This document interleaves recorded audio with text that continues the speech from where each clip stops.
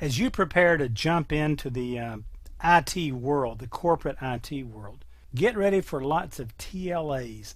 And of course, TLA stands for three-letter acronyms. Now, actually, some of the acronyms are more than 3 letters, but it doesn't fit with the course name here, okay, or the movie name. So, three-letter acronyms. Let's take a look at just a few of these. I'm going to show you a resource for you to just kind of read over. You'll see things on the exam like ACL. Well, that means Access Control List. It's a functionality of the security subsystems of the Windows operating system. We'll talk about it later on in the course. AGP, that's an acronym for Accelerated Graphics Port. We'll talk about that in expansions a little bit later. AMD, Advanced Micro Devices. This is a company that makes some very fine processors that competes with Intel. ARP, Address Resolution Protocol. We'll mention that about TCP/IP functionalities. CPU, Central Processing Unit. So you can see that these acronyms are going to show up in questions on the exam, and you need to know what they are. Now, you don't have to be, a mad scientist on central processing units. You just need to know what a CPU is, what CPU means, and what it implies in the question. Okay, ECC is error correction code. It's a function of our RAM memory. EFS, encrypting file system.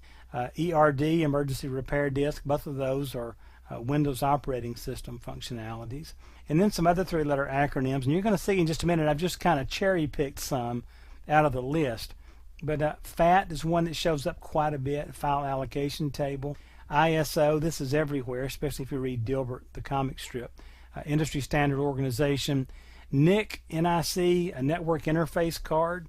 You'll see that when they're discussing TCP/IP and networking. A PSU, guaranteed. You'll see this one on the exam in 2 or 3 questions. PSU refers to a power supply unit. Then there's RAM, of course. This should be the easiest one in the entire exam for you, random access memory. TCP is the Transmission Control Protocol. ZIF, a Zero Insertion Force. This has to do with the installation aspects of a processor. And all of the acronyms that you need to be aware of for this exam are listed at the end of the 220.801 objective information that's in a PDF file that I've already downloaded from CompTIA and included in the work files folder. Now let's jump out there. Notice if I look at that PDF file, this is again in your work files folder, and I'm just going to page down. Notice there are 21 pages here. But notice when I get down to page 13, CompTIA A+ acronyms. They're in alphabetical order. I would strongly suggest, notice some of them are 2 letters, some are 3, some are 4. Sometimes there's a little bit more. Just read through this list a few times before you go take the exam. Make sure that you're aware of what each one of these are. And I guarantee you, you know quite a few of these already. All right? You'll know the majority of these.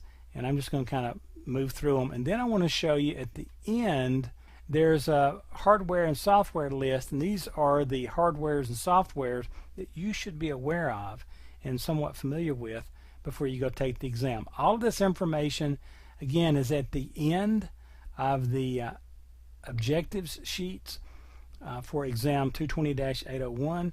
Go out to Work Files folder, grab this. Make sure you're up to speed on all your 3-letter acronyms, your 2-letter acronyms, and your 4-letter acronyms, and so forth. But this is very easy. Just read through them. If you see an acronym in that list that you can't readily explain, that you're not very comfortable with, that's a study point.